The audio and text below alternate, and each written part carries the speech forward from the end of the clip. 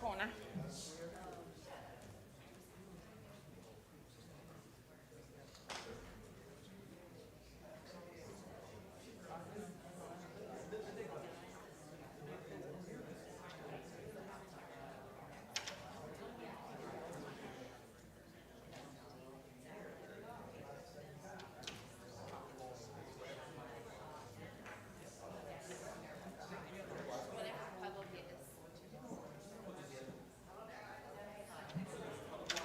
Mm-hmm. You should be able to click on it without a password.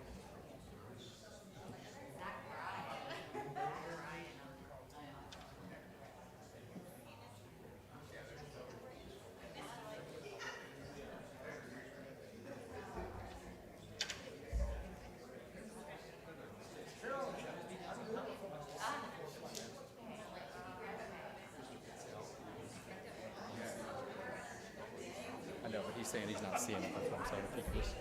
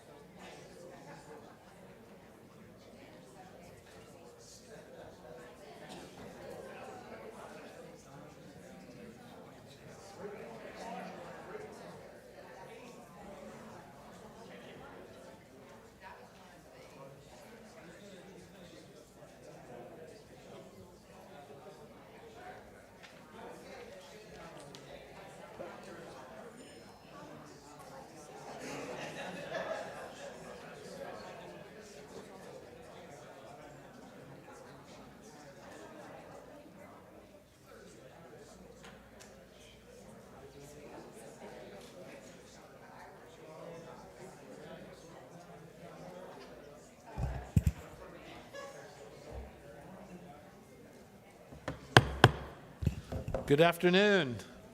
Welcome to the Escambia County Tourist Development Council meeting. Today is August 19th, and it is approximately 3 p.m.-ish.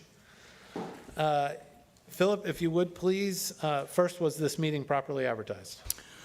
Mr. Chairman, this meeting was properly advertised in the P&J on August the 14th. Great. Would you please call the roll? Sure will. Matish Patel. Here. James Reeves. Here. Ashley Hoffberger. Here. Shirley Cronley. Here. David Baer. Here. Brad Mullinex. Here. Charles Baer. Here. Jennifer Brayer. Here. And Jason Nicholson. Here. Thank you. So we do have quorum, and so this meeting is officially called to order. Welcome, everyone, and thank you for being here today. First item on the agenda is public forum. We have one person who signed up, Tom Pace. If anybody else here would like to sign up to speak generally about tourism, please see Philip and fill out a piece of paper in just a minute, and we'll call on you. But otherwise, welcome, Tom. Thank you, Mr. Chair. Everyone, appreciate it. I'm not here to ask for anything, but just to give you an update from the last time. We certainly appreciate the council's favorable vote last time for the 8 events we're going to do next year. Want to let you know, within those dynamics, we want to try to up PYC's game. Want to try to increase our safety, the dynamics on the water. There was recently a tragedy in Miami. 3 very young girls were killed in a sailing accident. This is foremost on our mind. We will use, some of the elements we're going to put forth in the event that we're doing in March, which is the WASP World Championship, to ensure that those elements cannot take place here. We've already contracted with Professional Boats in Miami to bring us 15 rigid inflatable boats, and these type of boats are essential for safety on these foiling boats. Unlike any boat that any of us might have, these small foiling boats don't have a cleat. You can't tow them. They have hydrofoils underwater. So the only way you can help bring them in is if part of that boat actually rests upon the rubber hull of these rubber boats. So no event in this part of the country has had that many boats provided for that purpose. And so want to let you know we're pretty excited, actually. We've gotten a lot of good feedback. I just recently was in Newport, Rhode Island. This was for the unveiling of the Club Swan 28, which is a race boat. This is in partnership with American Magic, City of Pensacola, and the Yacht Club. We're going to be hosting 5 of the 8 events that will be in North America next year. And every person I ran into couldn't say enough about Pensacola. Past Commodores up at New York Yacht Club, other people through the sport, excited about what's going on here. They've heard of the GL52s, the Mariners Projects, they've heard of the Swan 28s, and they're excited. This event we're doing in March should bring 150 sailors from all over the world. I just went to their event in England to see how they did the event this year. The youngest competitor was 12, oldest was 72. We already have a group of people from England who've lined up to try to come in, and they frankly wanted us to put on 2 events. So we'll put on a pre-World Championship and a World Championship. That was not reflected in our ask. But what it means is we'll have more people on ground. So again, with that idea, with Terry Hutchinson's lead, we want to try to outperform. So within that, we'll have more people here than we had projected, and we're working towards that.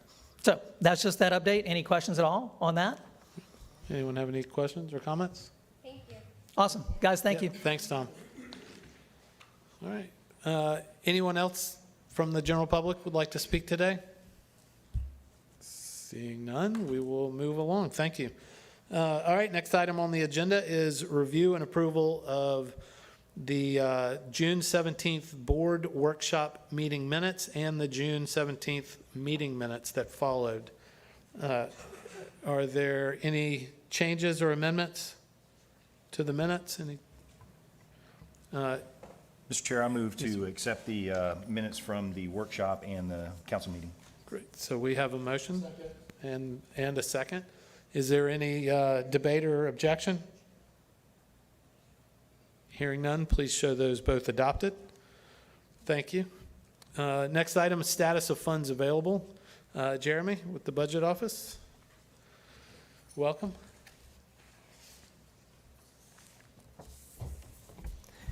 Good afternoon, council members. My name is Jeremy Pagaligan. I'm a senior budget analyst with the Escambia County Budget Office. I'm here to present the status of the TDT funds through July 2025. As always, I believe the clerk's office has already provided you with a detailed breakdown of the expenditures. As of the end of July 2025, FY25 collections, including interest, total $17,325,945. This compares to $17,392,569 in collections through July 2024, reflecting a decrease of approximately $66,624 year over year. Excluding interest, FY25 collections are $16,353,535, compared with $16,195,621 through July 2024, representing an increase of $157,914, or 0.98%. Interest earnings are $972,410 through July 2025, compared with $1,196,948 in 2024, indicating a decrease of $224,538, or 18.8%. To give you a clearer picture, the total collections for FY25 through July represent 84.52% of the annual TDT revenue budget, which is set at $20.5 million. On the expense side, total expenditures through July 2025 amount to approximately $14.6 million and $7.79 million encumbered. Finally, the current TDT cash balance stands at $32.07 million through July 2025. Thanks. Great. Thank you. Any comments or questions? Mr. Chairman, Councilman? just a quick question. So we've got 4 requests on here. As far as funding available, do we have funds available to fund all 4 of these requests? And what source would that be?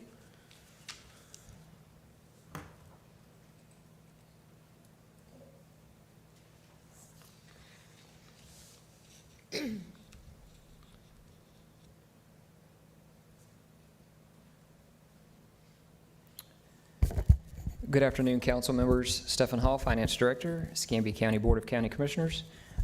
So I did provide a handout to each council member with status of reserves. So those are the available pots to fund these requests from. So these would typically be basically special events if the council wishes to use some of those dollars. Okay, so the reserve special events would be the area? Correct. Specifically, if you had someone that only needed marketing, then they could use some of the marketing reserve. Okay, But typically, these are more to support the events. Some of it is marketing, but it's also event support. okay. All right, thank you. Yes, sir. And I'm sorry, you said one of our numbers were down 18%. What number was that? It was the interest earnings. Okay, thank you. The Fed keeps cutting that rate. Really cutting into our interest. Any other comments or questions? Hearing none, thank you. All right, we'll move on. And we'll move on to the next section, which is the requests. I have been asked if I would please move Pensacola Sports to the beginning of our presentations. The folks from SBC have to leave probably before they would get to present if we were later in the meeting. So if that's okay with everybody, I'd like to go ahead and hear from those folks. Ray?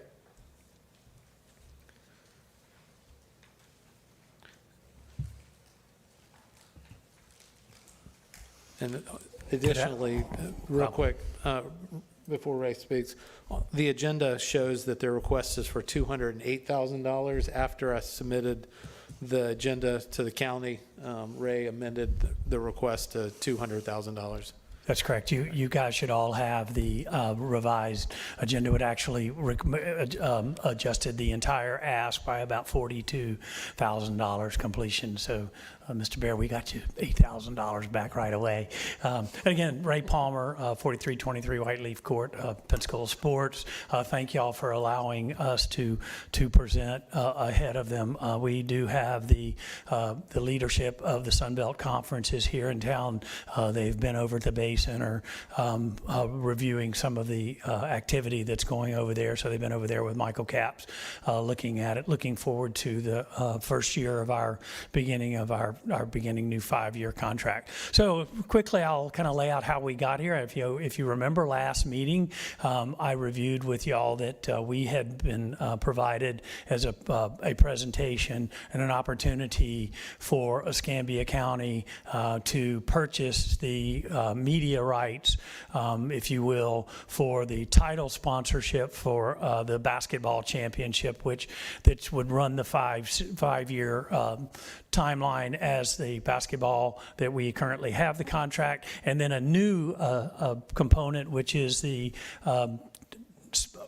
presenting sponsorship of the football championships. So what's in your package to kind of sum up, and I know you've all had a chance to read it, but what we did, and I was tasked, I said, are y'all interested in learning more? So we've gone out and learned more. So what we've learned is we hired a third-party organization out of Cincinnati that has a media value program, and they do this for all kind of events around the country, and asked them to analyze what this looked like to us. And they have provided that report to us that is in your package. It's very encouraging. And so y'all have seen those numbers. I won't go over those numbers.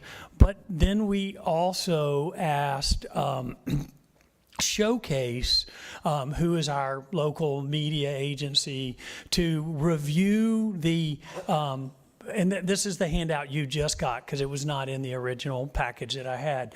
It is an evaluation of what is the value of the hard dollar if we were to go, or they were to go, in a normal media buy situation and buy the assets of the advertising assets that the Sun Belt Conference has offered us, the 1,500 30-second spots in their broadcast, and the 13.5 million eyes that would see those advertisements and et cetera and stuff like that. So combining those two values is what we're looking at is the ask of the Tourist Development Council recommend to the board to engage in this 5-year contract with the Sun Belt Conference. In a nutshell, there's nothing in it for Pensacola sports. We will manage, if we are given the task to manage this contract, we will manage it under the contract that we currently have with our current staff. So there's nothing in it for Showcase, there's nothing in it for Visit. However you choose to direct the Board of County Commissioners, or they choose how to best contract this out, how it will be. But our ask is only for the dollars to purchase these media packages and these rights to these two events and all that goes with it, because there's a lot of lagniappe. They are from New Orleans. There's a lot of lagniappe that goes with this. It's going to add value to the $4 million for the football game, the $100 for the basketball game, and the other additional items. With that being said, I'm going to turn it over. The Commissioner of Sun Belt Conference, Mr. Keith Gill, is here to just say a few words, and then the Deputy Commissioner, Ms. Kathy Keene, Dr. Kathy Keene, and I will attempt to answer any specific questions you have to this presentation. Doctor, where'd you go? Oh, Thank you, there you are. Ray. Keith Gill. Welcome. Hello. Well, thanks so much. Really appreciate the opportunity to visit with you. One, I do, on behalf of the Sun Belt Conference and our chancellors, our presidents, our athletic directors, I just want to thank you really for all your support. This has been a great partnership with Escambia County, with Pensacola, with the region. So this is my I'm starting my 7th academic year as the commissioner of the Sun Belt. So very excited about that. And 5 of those, and really I've completed 6 years. 5 of those years we've had our basketball championship in Pensacola. And we've just kind of re-upped for another 5 years. So it'll be a total of 10, which is the longest we've been anywhere. This is home. This is family. And this is a really important partnership to us, and so it's really great to be in front of you today. I think with regards to some of the things that Ray referenced, that really is just an additional kind of enhancement of our partnership. I think at the end of the day, we certainly have been growing together in terms of visibility and trying to build, I guess, a package of branding and sponsorship that's really good for everyone. I think one of the interesting things about this is, the 1,500 events and having kind of those 2 spots in that spot is something we haven't done for anybody, and I don't think we would do that for anyone. That really is something that we would kind of withhold only for special folks kind of doing that regular season inventory. I think also when you look at our football and kind of that reach on linear, certainly some of the reach of our basketball on linear, it really is a great opportunity for us to kind of expand the partnership. So I really do come here just saying thanks so much. We really appreciate everything that Pensacola has invested in the Sun Belt. We really have grown a lot in the 5 years in that regard. Look forward to another great 5 years, and we certainly think this partnership that Ray talked about, or this enhancement to our partnership, would also be something that would be helpful to everyone. So thank you. Great. Thank you very much. Any questions or comments? Council?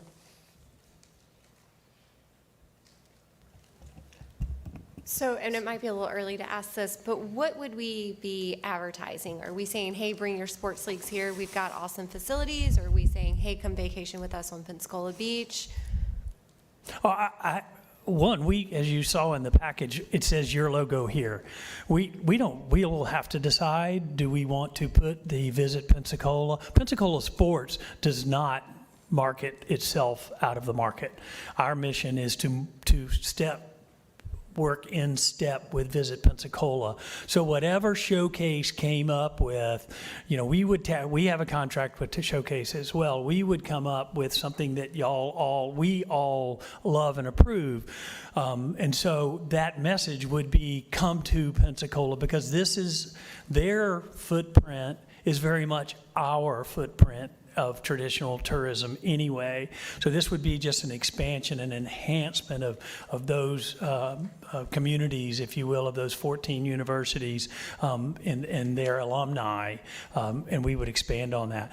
One of the kind of issues is, and I don't want to call it an issue, opportunities is they are currently building a new basketball court, and they would paint our name, if whatever name we decided we would live with for 5 years, as opposed to a decal that would be more permanent and looking. So that's an opportunity that if we make the decision in the right time, give them the right message. If we say Pensacola, the way to beach, that's what we want to live with for the next 5 years, Pensacola Sports doesn't care. This is only an opportunity for Escambia County to pick what it is we'd like to have on that. And some can change, but some things like the basketball court probably wouldn't change. That makes sense. And then under the total estimated value, on the high end, we're at 190. I'm guessing that's annually, and then you're asking for 200. Is there negotiation room? Well, that 190 is only if we went out and bought the advertising. What you have to do is you have to add the earned media of $4 million for the football.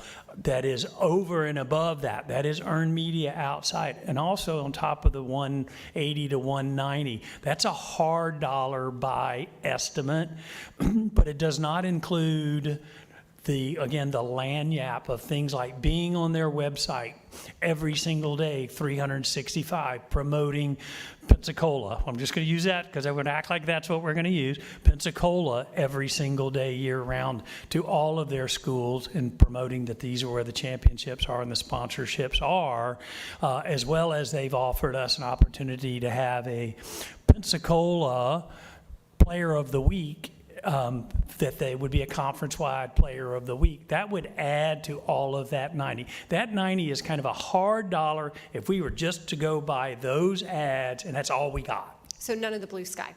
All the rest is over and above. Okay, wonderful. Yes, ma'am. Thank you so much. Please. The one point I wanted to add relative to painting the logo on the four versus the decals is, as you think about it, the one thing about the decal is that could change year over year depending on year one, you might want to advertise one thing, year two, you might want to advertise another. So I just say that as the decal brings some flexibility and those work really well. Obviously, we paint it on the court, but that's permanent. And, you know, as you think about how you're going to market or what you're going to do, being able to change it year to year might bring some flexibility that might be helpful. Mr. Chairman? Yes, sir. Council. So I guess my concern about this is just that, you know, we're already going to have the Sun Belt Conference here for 5 years. We have a contract. I guess you're going to be here, right? Whether or not the county becomes the sponsor or not. Did you want to say something, sir? Oh, no, I didn't. Oh, no, I didn't have a question for you. Protocol works. I didn't. No, not a question.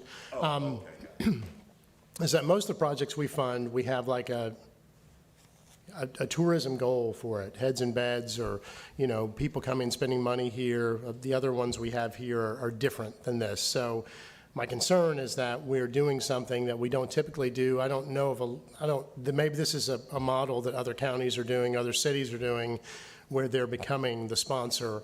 But I see this more as a private thing. Typically, you know, you'd have like the tire company that did it before. Are we now stepping into an arena where a private entity would typically do this? It seems like we are. And I'm just having a hard time wrapping my head around what the true benefit is. It's a $200,000 ask this year, but it's a total of over $1 million over the 5 years. So we have to look at that as well. And what is it? I understand there's media, we're going to have a decal, it's going to be on the website, but is that really going to give us a return that is going to be trackable, that we can go back to the people and say, yes, we did this, and this is what it did for our community? I just don't know that. So did you want to comment on that, sir? I'll be glad to. If you look at Fort Myers, they are very much, they own their basketball, and Myrtle Beach owns a basketball and a football championship bowl game that is their Visit Myrtle Beach bowl game. So it is very common, especially in the sports tourism industry nowadays, to get that name recognition out there. You're right, the measurable, this is one of the beauties, quite frankly, of my world, little niche world, is you guys know when they're in your restaurant, because they're in their uniforms and they're, you know, you see the kids in the uniforms. This is much more traditional marketing that, you know, it is harder to measure when you put an ad in Southern Living to know how many people returned from that, but it is part of a large, broad marketing strategy. So you're right, it is harder to do, but it is also very commonly done. So in Fort Myers, do they have an agreement like this where they're sponsoring the? Yes. Okay, they do? Yes, they have a basketball event that is the Visit Fort Myers something, and Myrtle Beach as well. And there are others that don't pop right ahead, but it is fairly common in our world for a city and especially a tourism agency to be the title sponsor for these types of events. Yes, sir. Okay, and I guess my other concern is, I know we're talking about decals, we're talking about ads, we're talking about all these different media things, and who at the county is going to manage that? Are they going to, you know, you mentioned that you all would do it if they hired you, or had you do, they'd probably have to hire you to do that. I mean, I would think that there'd have to be you would do it for free? We would do it within our contract, because we already have a contract with Showcase, and they already do our marketing for out of marketing with the working with the messaging that Visit Pensacola is working. So if they're doing Pensacola the Way to Beach, when we send out stuff for Sunbelt Conference or the SEC Women's Soccer, and we try to recruit these, we use the Pensacola Way to Beach logo. If they were to change, we change. And so we would do it, and we would manage Showcase's mission to say, okay, we need to focus this. But the onus on providing the reports is on those guys because they're getting the dollars to run the media. We would approve the messaging that they do, and then they would provide us a list. Otherwise, the clerk of the court's not going to pay. Right. And so, and she has seen this contract, and she's ready to help us write it so that we are getting what they need, and they're fully aware that we can't cross fiscal years, and that there's a certain amount of reporting that's going to be required of them to say, you told us you were going to give us 6 ads. We need to see those 6 ads and all of that data. That will end up being on the Sun Belt Conference to provide that data. Okay. All right, thank you. Thank you, Mr. Chairman. Thank you. Shirley? Ray, I have a question. Where will the football championship be? It is held at, it is a non-neutral site. It's on campus somewhere. We don't know where that will be. It moves. Oh, okay. But we will be presenting that football, whatever we say, Visit Pensacola, but we're presenting that out of market. So that's priceless, getting our name there. Okay. And I think you saw on the layouts that they provided, the logos where they would be 20, the entire time of the football game, as the guys running down the sidelines, you would see the Pensacola, Right. The way to beach, or whatever message we determined to put there, and in a variety of different places, signage obviously on the logo itself of the tournament. So every time they come into a TV ad or go out to a TV ad, however all that works, whatever the terminology is, you would see the Right. Sun Belt Conference Championship football game presented by Us. David. Yeah, great, thank you. Any other comments or questions? No? All right, well, so we have a request for $200,000. It's a 5-year commitment, and you need the 5-year commitment as presented in the request. That's what we would like, and it raises 2% every year, so it is a little bit of it's in your package. Yep. So it's just as Councilman Bear said, it's a little over $1 million total for over that 5 years. And Pensacola Sports obviously can't sign that, just like this county will have to. They can assign the responsibility, but we can't sign that contract. Okay. All right, so Mr. Chairman, can this one come from marketing? I don't know why you keep going over there, Stefan. You need to live up front.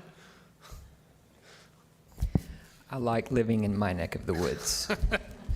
So, councilman, so this is actually an interesting perspective. So Ray actually came before council fall of 2024 and asked if some of the unspent dollars from his 2024 allocation from the TDC and that was approved by the board, could he set that into a special reserve? So if you look on what I provided to each of you, you'll see $250,000 there for the Pensacola Sports Reserve. So that is where this would come from. Now, if Ray agrees, whatever he doesn't spend each year would go toward the cost of this. So this year he's got $250,000. So if he's only spending $2, he'll have $50,000, and whatever he contributes next year, once his 2025 PO is closed, that is how I would propose to fund this based on that particular mechanism that council previously agreed to. Okay, thank you. What happens if he doesn't have that much? Then where would the balance come from? So at that point, I think we would either need to come back to council, or council could give me the discretion to take these funds maybe at fund balance time or some other direction. Do you need a motion for this?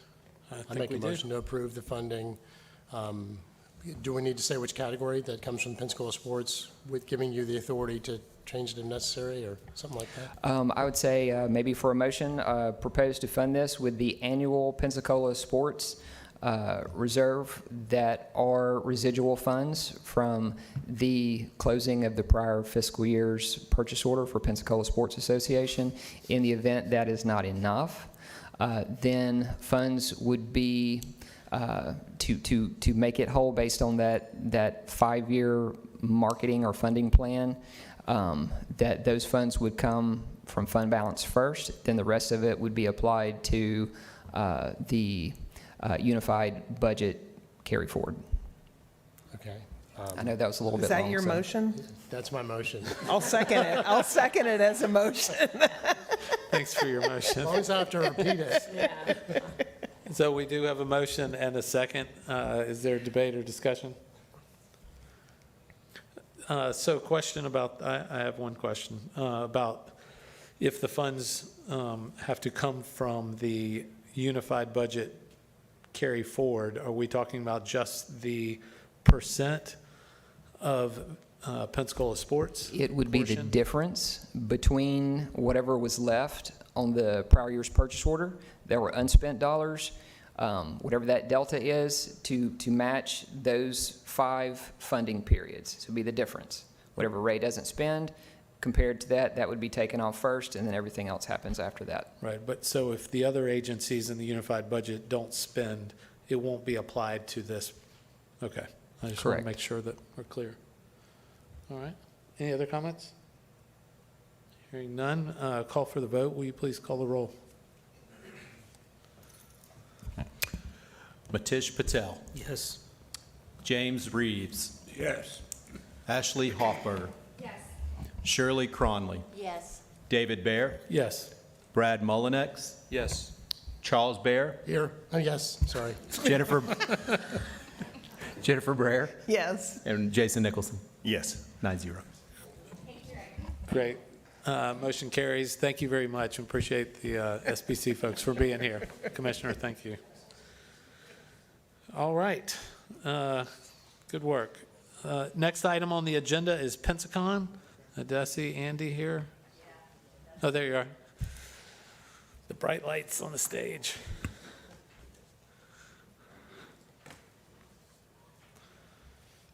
Welcome.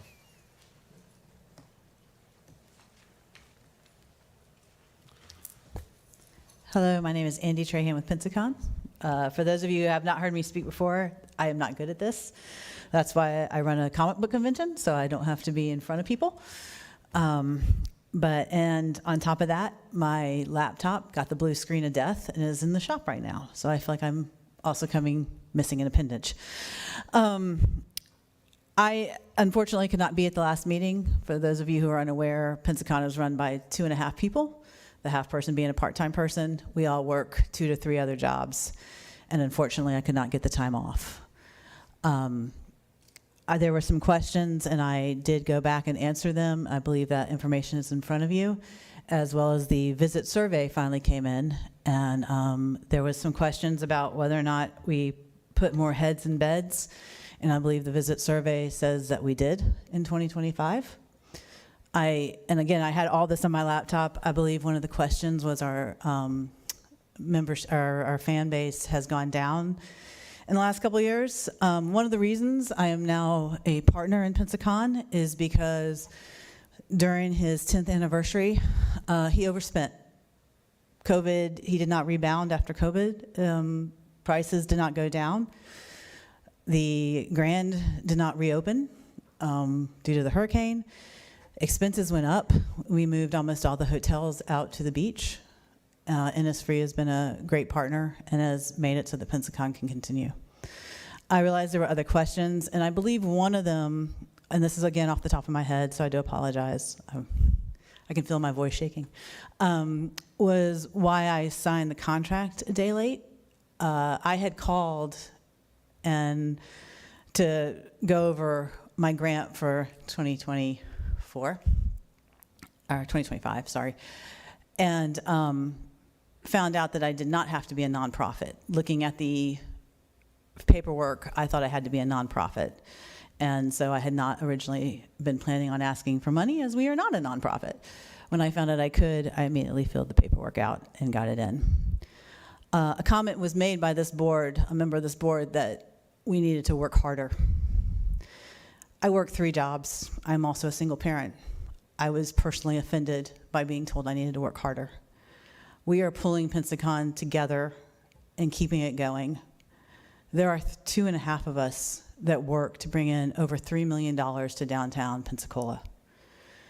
We have continued to grow. We overspent. We know that, and we are recovering. But the recovery did not come overnight, and I don't want to lose Pensacon to Pensacola, and it's why I was willing to invest my own money in it. So I stand here to ask you guys to reconsider the $180,000.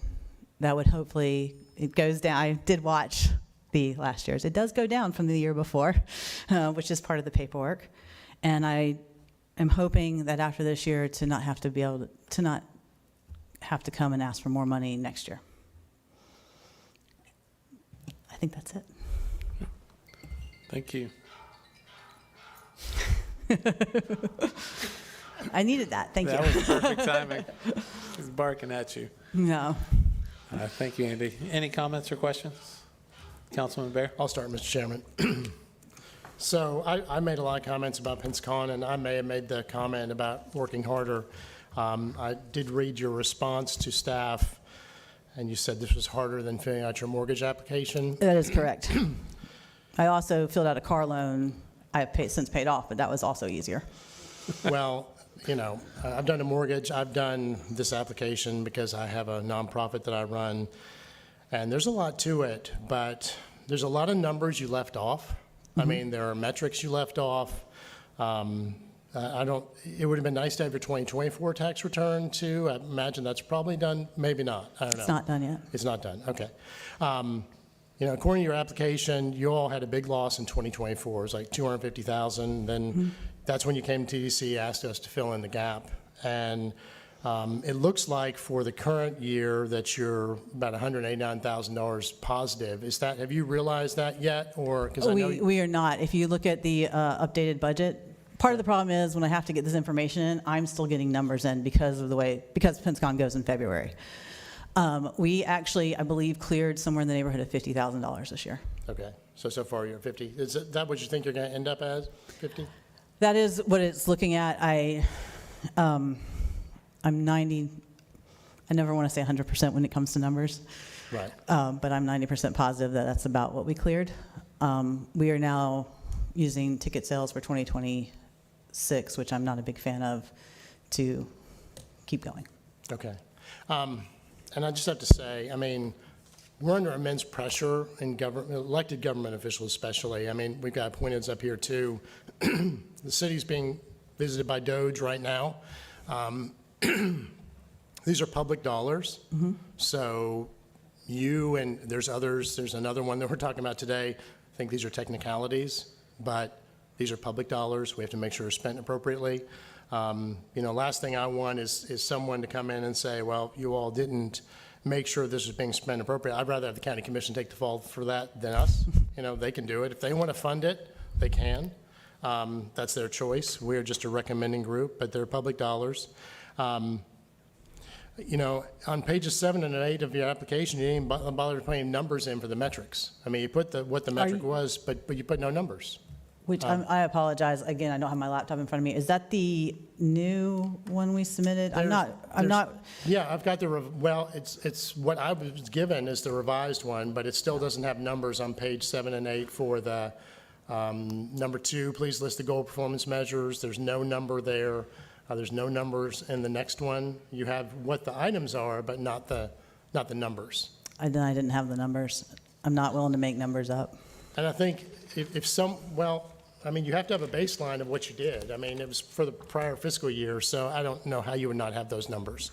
But anyway, in your application, you also indicated you would work on finding more sponsors, which we have been doing and has lowered what we need to ask for. I don't see that in your budget. I don't see sponsors or an increase in sponsors in your income. So where would I find that? We have added Whataburger as a sponsor, which we did in, 2025, because we were talking about 2026 now.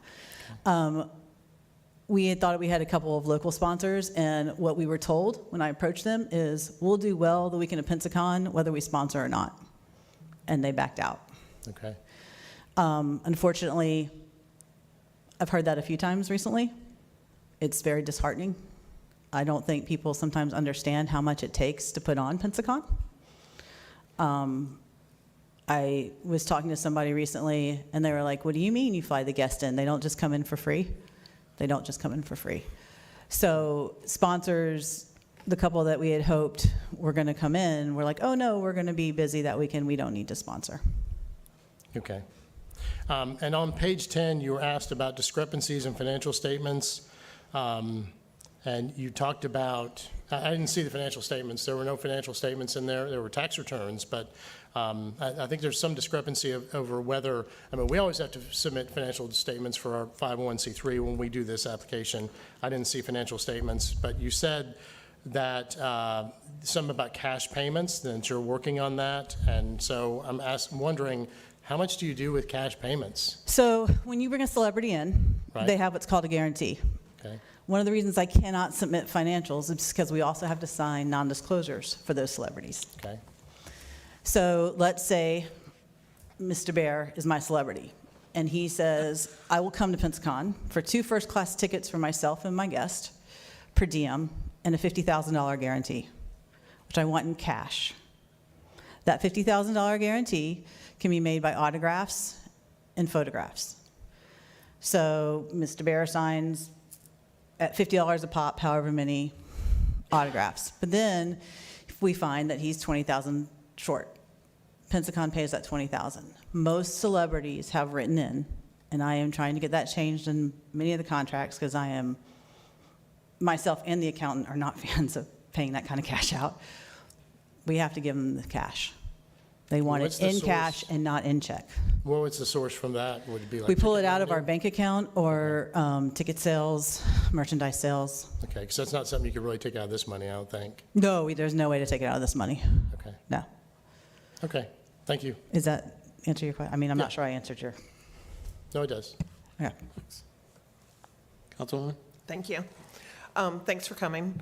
I have a question. So as you've ebbed and flowed, do y'all's salaries ebb and flow?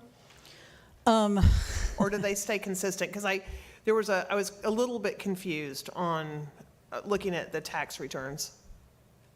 At the beginning of, and I apologize, it's killing me not having my laptop. At the beginning of I want to say this right, 2025 was February 2020. So the beginning of 2024, there was actually 4 of us on staff. One of them got published as an author and decided it was time for him to leave. And we did not replace him because the budget would not allow it. And maintain the other salaries at the same rate? Correct. If you look, I believe we had to list out the salaries, and I apologize. Mr. Bear might be able to tell you, I think you're looking at it, what page it was on. You'll find that 2 of us are working for, Page 9, it's Yeah. the same amount every year. yeah, Yes. yeah. I mean, we lost somebody, and we didn't replace them, so. And minimum wage went up, and when the part-timer works for minimum wage. So that might have been, again, I apologize, without it in front of me. I was really looking at the top salary, wondering the more on top, whether that was ebbing and flowing with profit. It is not. Thank you. So for the celebrities that are coming in that you're paying with cash, are you 1099ing those people, or how are you accounting for that? Our accountant accounts for it. I don't have the answer to that question. Okay, thank you. I apologize. It's a way all the conventions do it, which is why they want cash. Tish? Do you know if ticket-wise, did you sell more or less tickets from 2024 and 25? We believe that we sold more, and without the numbers in front of me, I'm 90% positive we sold more. What's going on is, because we've moved all the panels, and I don't know if you guys have any questions. If I say something that makes absolutely no sense to you, please stop me. We moved all the panels. We used to be spread out at PLT and the Rex, and we moved them all to the Methodist Church's facility. When we did that, what we found is not everybody is going through the Bay Center, and our counts are at the Bay Center. So everybody who walks through that we count or at the Bay Center. What we found this year is there were some people who didn't go to the Bay Center. They just stayed in the complex because there was food over there and gaming and some other things. So the ticket sales were up a little bit, but overall, it looks like the counts were down because we've made it so they don't have to travel. And that was a bad side effect that we're trying to remedy because we want them to come to the Bay Center. And then on tickets, I don't think it was in the application. How's your pricing on tickets? Is it like a 1 day or 2 day, or you have options, or how? We do options. So we do a 3-day pass, we do a 2-day pass, and we do a 1-day pass. Okay. And then children under 11 are free. And this year we're actually doing, I don't know how many of you followed, but the Real Rudy from Rudy is coming, and we're actually going to do a athletic pass. Try to get some of the students in. So that would be a separate, that would be an additional pass they'd have to pay Yeah. for? Okay. Thank you. No, I mean, not additionally to a ticket. It would be its own ticket. Okay. I don't think I answered your question, Mr. Patel. Yeah, I'm just trying to understand. There wasn't a whole lot of information as far as ticket sales and how much tickets are, and then 2024, 25, it didn't show.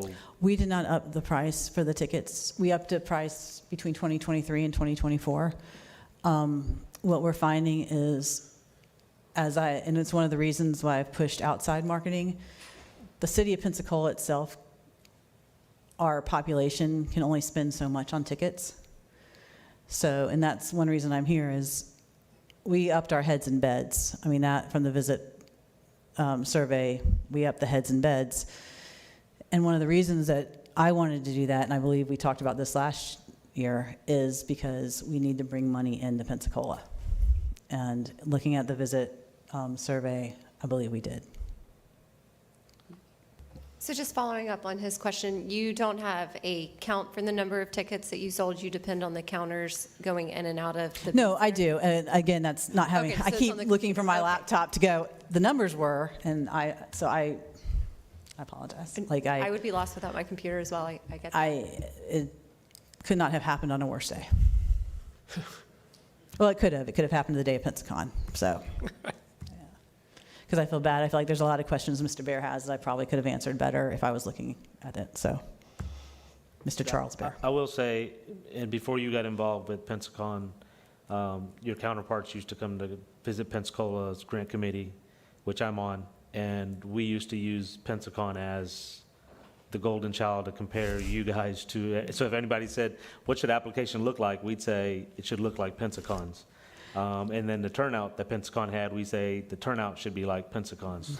Unfortunately, this past year was probably, for my own hotels, was the worst turnout we've seen for Pensacon. I don't know why. I know the numbers say that they are, and from your application, they had the email address down, and I wrote all that down because my next stop is them, and I'm gonna ask them how they get their data to show who comes to these and how do they show that a specific number or percentage is from out of town, because I really think the numbers are off, that, I will say, one of the things that we're finding is because we've moved the celebrities out to the beach, and only because the downtown hotels wouldn't work with us. I believe it was you that commented on Oyster Bay not being sold out last year, which I find odd because when I looked, because I had to come here and ask for money, I chose not to use them because their rooms were between $800 and $1,000 a night, where our average rate at the beach is $160 a night. But I did check this year, and their Saturday and Sunday at Pensacon are already sold out. Okay. So I don't know what happened last year. I don't know, maybe people canceled. I don't have an answer. But I do know that most of our people who are giving us rates to send out in emails are downtown hotels and the beach hotels. And those are the ones people seem to be leaning towards in the hopes of getting to stay in the same hotel with the celebrities. I'm sorry, I don't mean to talk. It's in around. So I think that whereas before, when we were keeping the people at the Grand, nobody really cared where they stayed. The two of the hotels this year offered a discounted rate to our exhibitors too, which is something they have not done before, and that might have been why you didn't see a bump, and others did. because I know this year, last year, we had 6 hotels submit discounted rates, and they've already all reached out to Julio to do it again. So I don't know if maybe that's affecting it. But I know from calling around trying to get extra hotel rooms, we had somebody who was not happy with where they were staying. I had a very hard time. I was on the phone calling to find a hotel room for all 3 nights. So. Any other comments? Question? Let's make one more. Councilman? So back to the salary question. Yep. I mean, for the last 3 years, it shows in your expenses table, $184,709, no change. Your current salaries, what you show in your application is $181,778 with hiring a 4th position with the remaining, $2,931. I don't, when I say work harder, I just mean make sure we have the information we need to make a decision.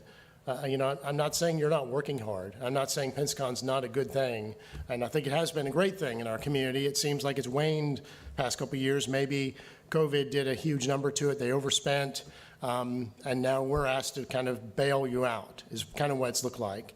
And I'm just not confident that what I see here gives me enough confidence to want to fund you this year. So that's my concern. That's fair. So, thank you. Councilwoman? That was my concern about and why I asked about the salaries, because it seems to me if you're taking a hit and you're restructuring and things have been troubled, that since you are saying you're a for-profit, right? Then those that are running it take the hit also.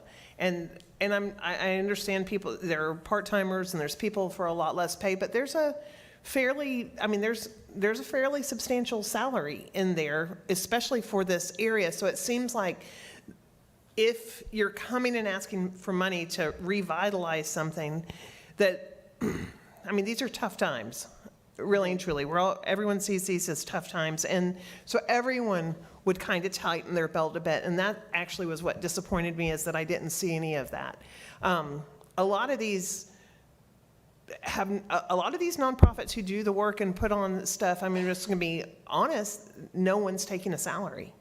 They're doing it for cause, and, some are, but they tend to be fairly tempered. And so that was a little bit troublesome to me, that I didn't see a tightening with the needs, just to be sure. And that is my concern a little bit there. So I don't know if we should, maybe we should tighten the belt. And if we do want to grant part of this, maybe lessen the amount. I'm not sure. It's just a consideration that I wish you guys would talk about a little bit. Okay. Thank you. Any other comments, questions? I would like to say thank you, Andy. The work you and Mike and Julio were doing to bring this event to Pensacola. I know you've just gotten involved with it, or at least in the ownership piece of it more recently, and I appreciate your commitment to trying to help bring it back to its sort of heyday, if you will. And I don't mean that it's not, but obviously there's been struggles over the last couple of years, whether that's COVID or what. And obviously, Escambia County has seen the benefit of this event. We've definitely, as I was not on the Visit Pensacola committee, but I heard that sentiment a lot, that Pensacon is doing it right, and they're making the impact. And so to continue that commitment, sometimes it needs help. Things ebb and flow, things change. Maybe you had a great, famous person that was coming, but well known, but maybe not well liked, and that can affect things. It does. Or they do something right before they get here, and Right. it affects things. You'd be amazed at what affects things. Right. So there's things that are outside of your control that can affect events. I want to make a joke about the 50,000 to come see me. I don't think that'll ever happen, but I do want to say, I But I do. can't make a joke about it. I get, yeah, it's like, I get really, really nervous, but I do appreciate all of you guys and the job you guys are helping us do. Yep. I also want to thank the Bay Center. We couldn't do it without them. It's, you know, it's a partnership that they are amazing people to work with. And I wish Mr. Patel would see more heads in his beds. Well, and speaking of the Bay Center, I know, you know, Love Mike, he complains every year after it about the capacity at the Bay Center and what are we going to do. And it's not the Bay Center's fault, obviously. I think they do the best they can within the Oh, four they- corners, right? I do. So- I do 150 of these a year all over the country. They do an amazing, Amazing job. they go far, far surpass anybody else. Right, so we need more capacity to bring more people, to put more heads in beds, to spend more money in our community. And Agreed. obviously, this council has been talking, and the county and the city are in talks about expanding the Bay Center and doing some improvements. So hopefully, in time, whenever that happens, these will be opportunities to help benefit you guys in your business too, so. Sure. I'd like to get it all to the Bay Center so Yeah. that we don't have to keep moving people Right. from place to place. So with that, there is a request, and we'll entertain a motion. Do we believe that they brought 8,750 people in 2025? I have, yeah, speak into your microphone, I can't hear. Do we believe that they brought 8,000 and some odd people in 2025? I believe it. If you've ever been downtown during Pensacon, good luck trying to get through traffic and just the people And walking. so I believe so, The yes. next request is for 250,000, and they brought 3,300. You know, I just wonder if we kind of keep the ratio to the amount in any way. That's all. I make a motion that we fund as requested for Pensacon this year at the 180,000. All right, thank you. We have a motion. Is there a second? I second it. We have a second. Is there any more debate or discussion? Jason? Mr. Chairman, just one topic, or one thing. On your forecasted financials, you're showing pro forma profit, if I'm reading this correct, of $19,000. Is that accurate? I'm sorry. On your financial forecast in your application, for 2026, you're showing a pro forma or a forecasted profit of $19,000. Does that sound right, based on your memory? Approximately, but that's, if everything goes wrong like it did in 2025. Oh, thank you so much. Yes, that is what you're projecting. Yes, that is correct. Well, just as a matter of discussion, I would not support or endorse an allocation that would provide a profit margin of $19,000. And my recommendation would be to reduce the allocation to $161,000 to make it a break-even event and give the event an opportunity for future years. I'd like to offer that as a substitute motion. You accept the amendment to the motion? I do. And who made the second? Mr. Reeves, do you accept that for your second? We just vote on the substitute motion. Okay, so we have a substitute motion. I'm not a parliamentarian, so if we vote in favor,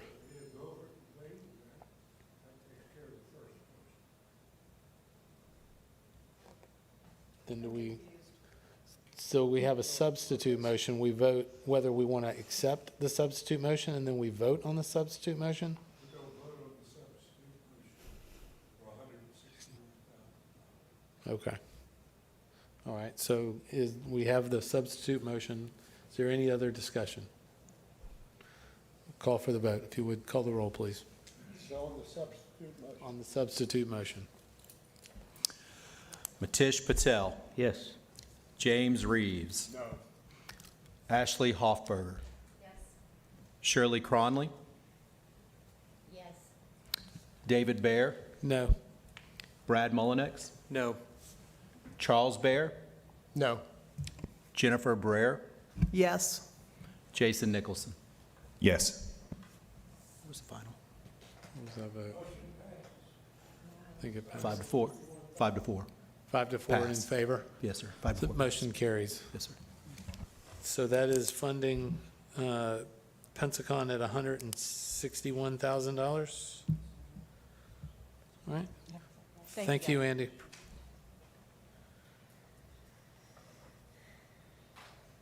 And I apologize, I'm not a parliamentarian. Thank you, Mr. Reeves. Chairman, does Yes, does that come out of the special reserve, special event reserve? Is that what that will come? Yeah, I believe so, yes.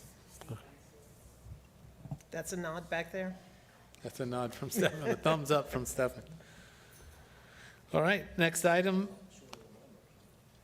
What's that? That motion was much shorter than my motion. Right. Next item is Pensacola Mardi Gras.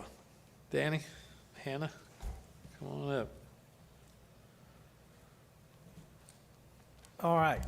Thank you all. This volunteer job is very complicated for Pensacola Mardi Gras. So we basically missed the deadline with all of our stuff for the last time, and so we're back asking for this $250,000 for the third year for our 501c4. We've presented most everything. I'm happy to answer any questions. The grant has really allowed Mardi Gras to grow. This past year, we were able to document over 100 million impressions. This coming year, we have a short season. Several things affect that of interest. We've had a couple meetings with the city. There's a contemplated closing of Palafox Street that we're going to have to deal with for our season, so we really need to educate the public. This grant would go a long way for that. Something very interesting happened last year in the heat of the battle. NPR St. Louis ran an article in St. Louis that called St. Louis Mardi Gras the second biggest in the country. And that caused Pensacola NPR to get with us and come out and do a segment on our Mardi Gras weekend. And now we are being contacted by folks all over the country who want to talk about it and promote that which one is the biggest, and is St. Louis Lion, which of course we want to make sure they are. So we want the opportunity to do that. We have, I think we've turned in everything. We got our Down St. Germain study just for the weekend. You all have that, I think. Give or take 11,000 hotel rooms. 66% of the people that were here from out of town say they came for Mardi Gras. That's interesting because obviously we had a little bit of a conflict with another event last year that TDC actually helped fund. So we're very proud of all that. We want to grow. We want to grow Mardi Gras, continue to grow.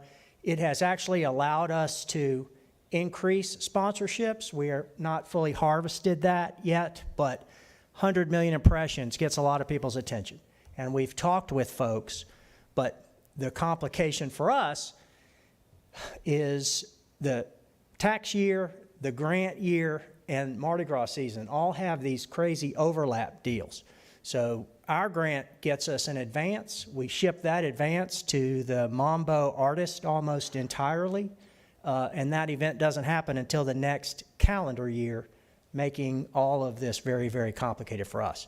So I think we've given you everything. I'll answer any questions.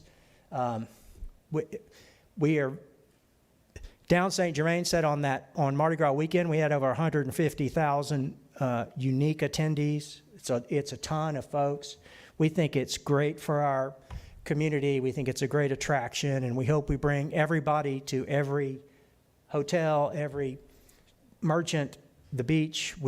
Hopefully we cover the waterfront, as they say. So I'll answer any questions or take any bullets.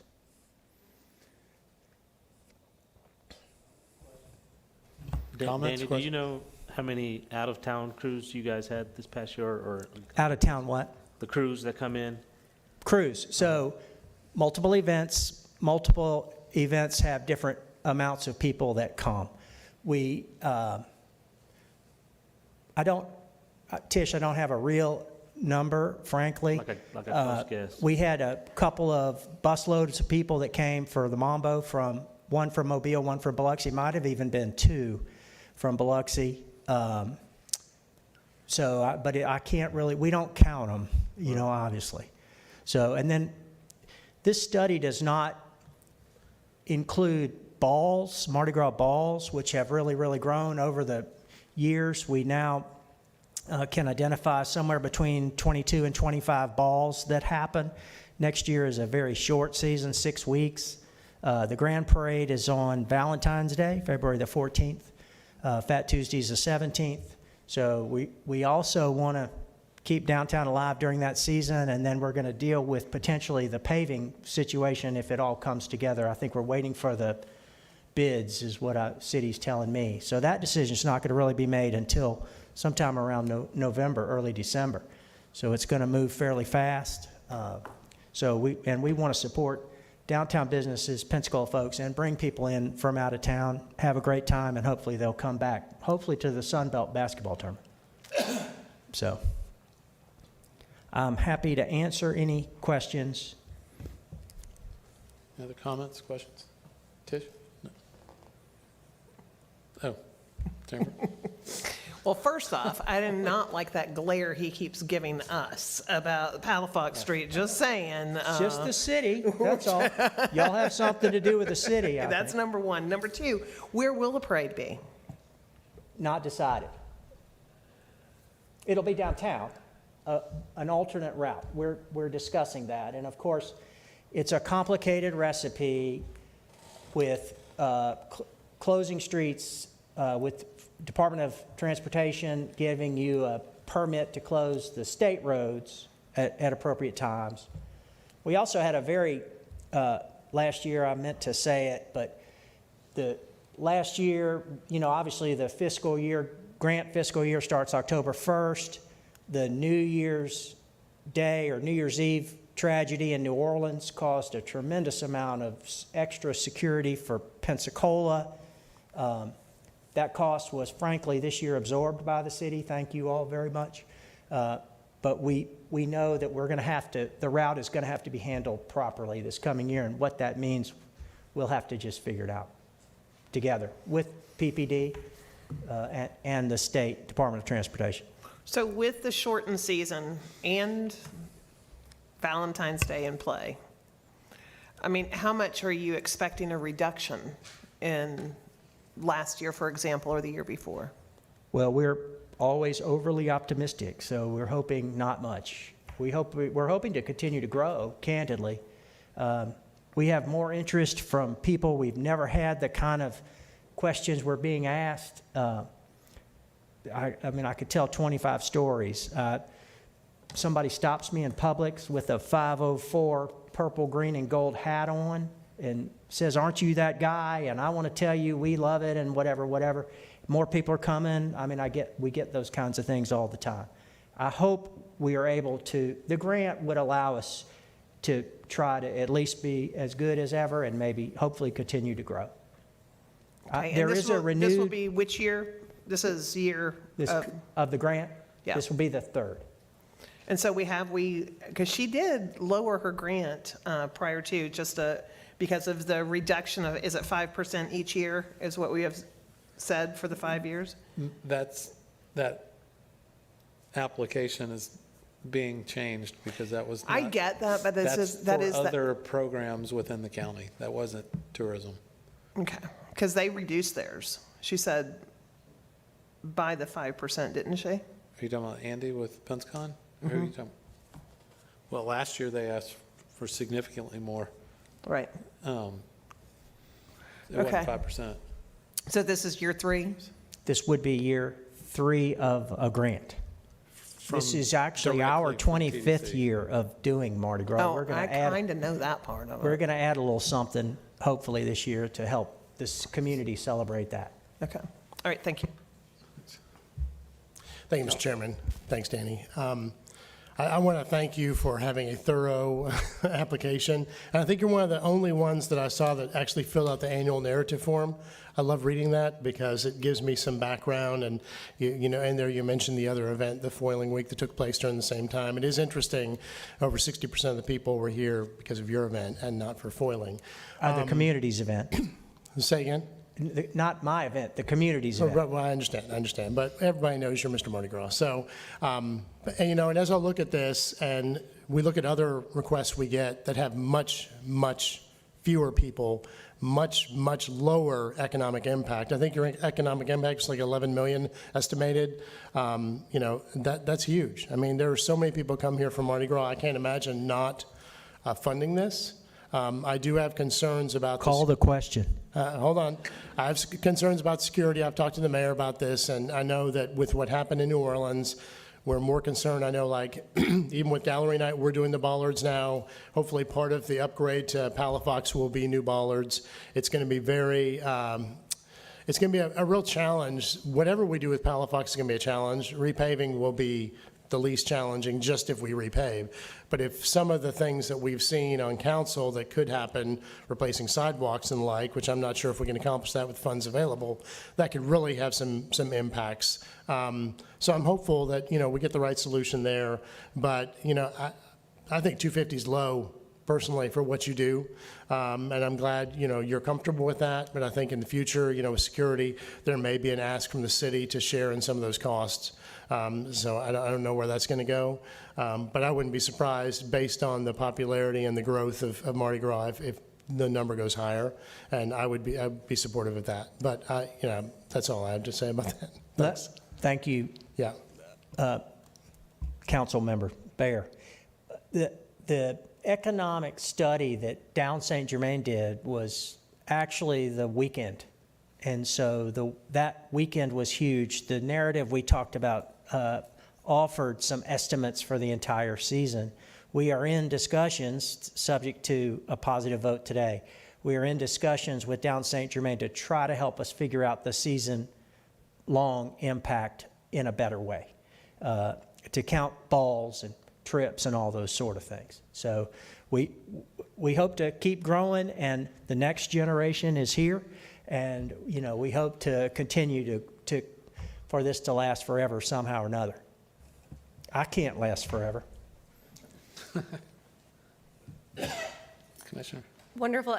And I just want to echo, it is a small dollar amount for what you bring to the community, so thank you for that. But maybe one of the things that we all should think about is there corresponding expected nights that go along with the dollar ask? So what is the maximum amount we're willing to give per night stay? Just so when we go through all of this next time, maybe we have better parameters. So thank you. We're super excited to continue. Yeah, I have no idea how to, but I'm happy to try to figure it out. No, not for you, for us. I think when it comes to that, we need to look at, just to make sure that we are giving the right amount to the right events, what is our minimum standard on that? Mr. Chairman, I'd like to make a motion that we approve the $250,000 request and take the funds from the Special Events Reserve. If we're allowed to, are we not allowed to? Hold on. There is a motion and there is a second. Sorry, this microphone doesn't work. Do we have another source? I'm not telling them not to give you any money. So, council members, I did want to propose this. So in the Mardi Gras application, $140,000 is for marketing. So what I would propose is let's take $140,000 out of the marketing reserve and then the $110,000 out of the special event. Okay. I'll revise my motion that we approve the request, take $140,000 out of the marketing reserve and $110,000 out of the special events reserve. And the second stands? Yeah, as it was. I couldn't remember who did it. Thank you. So we have a motion and a second. Is there any further debate or discussion, comments? Does that, the 140 coming out of marketing, does that restrict them to specifically use that 140 only for marketing? Yes. And you guys be okay with that? That was in their budget. That's what Stephanie It's in our said. budget. I believe that Yes. works. We'll Make it figure it work. out somehow. All right. Yeah, I have some questions. I wasn't ready for the motion, but it came. No, that's okay. This is a perfect opportunity. We only use one kind of beer. So in the Down St. Germain report, it talks about the audience was 151. It actually said like 196,000 We estimated that for the season. for the season. So how do you come up with that number? I mean, there's not 196,000 people at the parade. So we actually talk with multiple folks. So we have a little committee that we split up folks, both bars, restaurants, police, hotels, that sort of thing, and we try to call folks and get estimates. And we then sit around and discuss that and come up with what we think are the estimates. So generally, the police department provides the majority of that information. So that, you said these numbers come from just that weekend, not the whole season. The Down St. Germain study this year did, yes. Correct. So that's the 196,000. They No, said I'm sorry. 150 are unique visitors. 150 is the weekend. 151. Is that weekend. 190 was our estimate for the rest of the season. Okay. So 151,000 unique visitors. And it said 40% were from out of town. A third. 66%. 40% 40% of attendees were from out of county visitors. So 60,900 out of county attendees, 90,100 locals. So I'm just trying to understand where these numbers, because it says 151,000 unique attendees. And I'm just trying to figure out what were all of the events and things that they, because that's a large number of people. That's half of Escambia County in total. So I am assuming you have our full package in front of you, and there's a page in there that gives the big events, and it talks about the estimated attendance range for each one of those and the number of participants in each one. Okay. It's in there. It's about page 5 or 6 or something. Well, I'm on my phone. I don't have my computer not in a front of me, so I can't see them right now. Okay.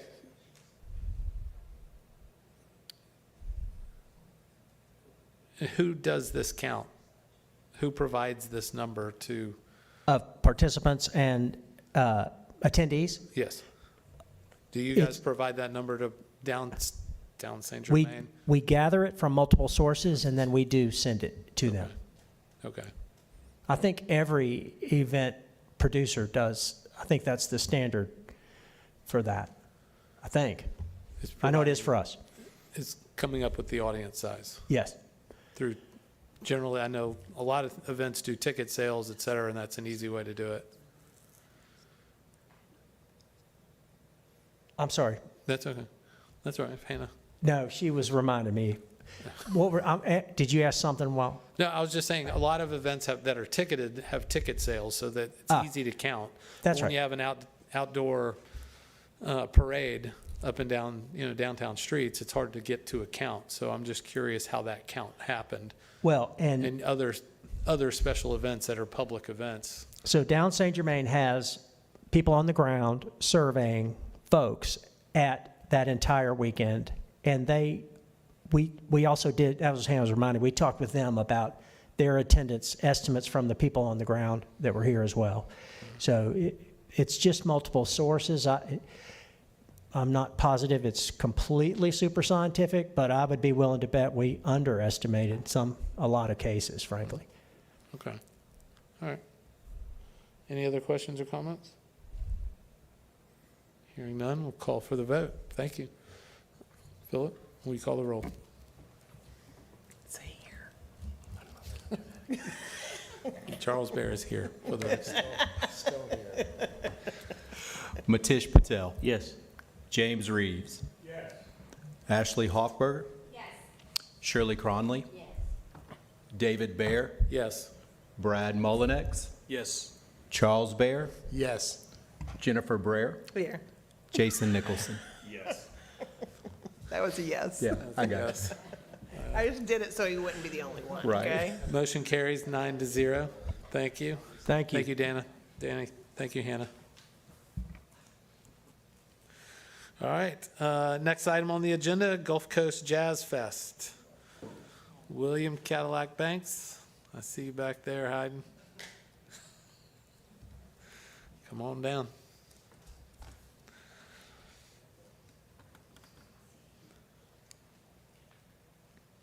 Is that Commissioner May back there, I see? He's back there hiding. What's up? He's hiding. He's hiding. My name is William Banks, promoter of the Gulf Coast Summerfest Jazz Edition. Really, to be honest about it, I have been doing a whole lot of research lately. And I ain't gonna take up much of y'all time because I know y'all ready to go. For all the ones that's not gonna vote for it, I'm good with that as well. But I have been doing a whole lot of research. And my research has consisted of what is required to request TDC dollars by statute and by ordinance. And I have discovered some interesting stuff. But I don't want to go through that because I want Councilor Charles to ask me get his questions out and everybody get their questions out. Then I will present mine. Any questions? Council? I do have the ordinance for Escambia County. So we have, I got all the ordinance, articles and everything regarding tourist development, okay? So Okay, that's fine. Get your question. Yeah, I'll start. Let's ride. So I saw the response from you, the two responses from you. I'm glad that was included in our packet so I could see what your issues were.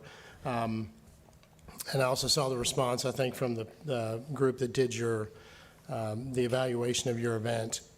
You know, and one of my issues was that in your application, you said you had 3,200 total attending the event. You stated that 2,800 were non-Escambia County residents, which last time I mean, it's been a long time since I've had math, but I just subtracted 2,800 from 3,200, and that's where I got the 400 that were from Escambia County.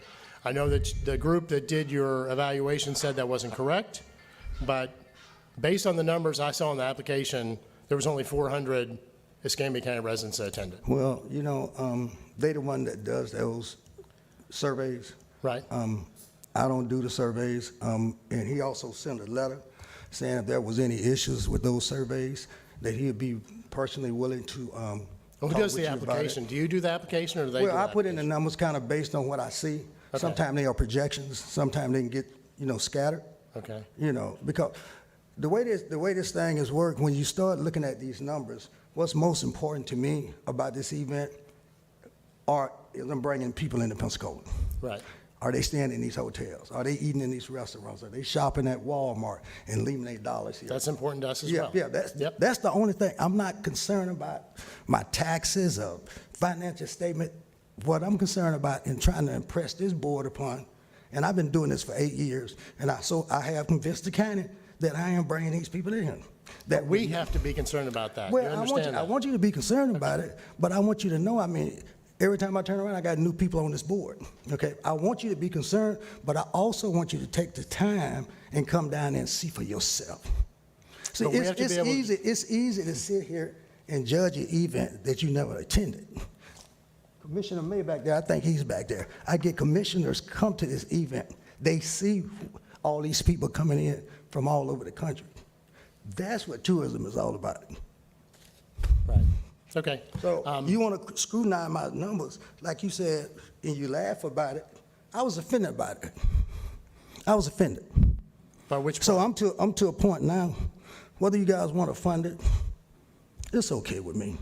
Because I feel that I done put my blood, sweat, and tears in trying to get people to come to Escambia County. You see what I'm saying? I mean, it's hard work. If you never did this job, you have no idea. I run a nonprofit, so I know what it's like to run Listen, a nonprofit. This is not a nonprofit. This is a jazz festival dealing with a whole lot of different personalities. Okay, let me I ask used you a to use Keep Pensacola Beautiful. Yeah. Let me ask you a question then. So you charge $150 for a 3-day ticket. I don't see that anywhere reflected in your budget. I thought it was in there. Where I is thought it? it was in that package. I don't Is have it- it in front of me, but I thought I said I it. saw investment income. I don't know what that is But either. I'm saying $150 per person for 3 days. Okay, yeah, but where is that reflected in your Well, I income? thought I had put it in there. I might have overlooked it, man. Yeah, I didn't see it in your income. I see yeah. investment, Yeah. and then I see the money that we give you. I Yeah. don't see the, Well, the money that you give me, right? The money that you recommend, that you don't give me, that you right, recommend. yeah, we don't give it to you. The county does. Okay, let's Yeah. get that understood. If I didn't put that in there as to the $150, no, it's $150 this year. We haven't done the festival yet. Festival ain't till September. No, I understand that. But for Okay. past years, I can't see what you generate in ticket revenue. Well, it should have been in it. It doesn't show. It should have been on the income tax show, and you said you only had, what, one page of income tax, which was not true. Well, Should have been you didn't- 15 you pages. definitely did not See, include me the and you, we entire can go income back and tax forth, because return. I think you think you're the smartest person in the building. So we're going to go back and forth, me and you. Hey, Cadillac, let's don't don't need do to. that, please. Because he always got something negative to say that's not good. let's So just- that's why I'm to a point. Every committee he on, he got negative stuff to say about people. I'm not going to stand listen, up here I and let him understand just that, say what he Cadillac, think but right now, or try to make my event Cadillac, bad. Cadillac, I'm asking you, let's just answer some questions. I'm good. No disrespect, I'm good. But God, Lee, this event is hard. I would work my butt off for my county. I'm a community partner. What does that mean? What that does it mean to you? What does tourism actually mean? Are we actually following the statute like we supposed to? You get these people in here, you throw them under the bus. I mean, come on. 9 hard years it Cadillac. took to build this festival. Now, if you don't want to give me no money, fine. Cadillac, I'm done. we're not at that point in this meeting. If you'll I'm just done. please be patient Yeah, man. and let people ask the Well, I listened at questions. that last meeting on YouTube, and the way y'all laughing about it, like it's a joke. This is serious business. I'm into promoting tourism. I don't make no money off of this. I'd rather just go to the Board of County Commission, let they see what they say. Because if you don't believe in what I'm doing, don't recommend it. That's what I'm saying. Don't look at the color of my skin or none of that. If you Cadillac, don't believe in Cadillac, what I'm doing, don't recommend I'm going to it. ask you one more time. Okay, Dave, okay. All right, I'm good. This council has some questions, and I'd like you to be respectful in answering their questions. And I'm do. sorry that your feelings have gotten hurt. My feelings ain't hurt, Dave, but go on. Cadillac, But they can't see the big picture. That's what my problem is. please. Okay, ask your question, man. I'm sorry, go on. Any- Councilwoman? I just want to say this first, but the questions are because we are tasked to be responsible with the money and make sure that we've got heads in beds. And I just want to say that I don't believe, I mean, we laugh up here, but we laugh at side things. We're not laughing at anybody applying. We're not laughing at saying no. We're not, I just want to make sure that's clear. I appreciate my council members, my fellow council member next to me, for always digging deep and asking the questions that we are tasked to ask about budgetary numbers. And so when we are looking at, and this is for you guys, when we're looking at Pensacon and we're talking about the number of people that come to Pensacon, and then we're looking at the Jazz Festival, Pensacon over multiple days, the Jazz Festival, for the 3-day as well, but we're talking about a significantly different number. I think that Mr. Reeves pointed out that with Mardi Gras, we were talking about yet a completely different amount. So when we're talking about, just very honestly, when you're talking about bringing in millions and millions and millions of dollars to the area, and you're asking for $250,000, and then when we're talking about bringing in 4,000 or 5,000 people into the area potentially for the same amount of money, that becomes a very tight question that we have to understand what we're doing. It's not about feelings. It's not about not recognizing that you have inspiration in this particular arena. I just want to make sure that that is all very well known, that this is about us needing to do what, when we were assigned to this board, and I agree with you, I'm only here for a couple of years, but in those 2 years, I have to be as clean and clear and specific and hold people to, the same feet to the fire. So I think that this is a big ask for the amount of people compared to the asks we have for other things. I just want to be real clear on that one. And so that is what I am trying to clear up. And then when you look at the application, there are questions not answered. So what about the economic impact? Do you look at that? The economic impact from the event, do you really look at that? The economic impact, $1.9 million. You give me 250, the economic impact, $1.9 million. Have you seen that? Does that make sense? So that return on that county's investment is 20 times the amount of what you gave me. So I can Clearly, understand. I'm just going to say this, not to this fund very specifically. That very well does not necessarily come into the TDC's fund for heads and beds, which is what funds this money. So. Does it? Excuse me? It doesn't come into the TDC funds? I'm not saying that there's not money that comes here. I'm saying that that that's full impact being does not taxed people? show its. Maybe I misread this article. Anyway, that's all I need to say right now, just trying to clear things up a little bit if someone else has anything to say. Jason? Mr. Chairman, Mr. Banks, thank you for coming here today. I think you mentioned, and I think I recall, you said that you've been in, the event has been going on for 8 years now? Yes. And it's moving into its 9th year, so next year would be its 9th year?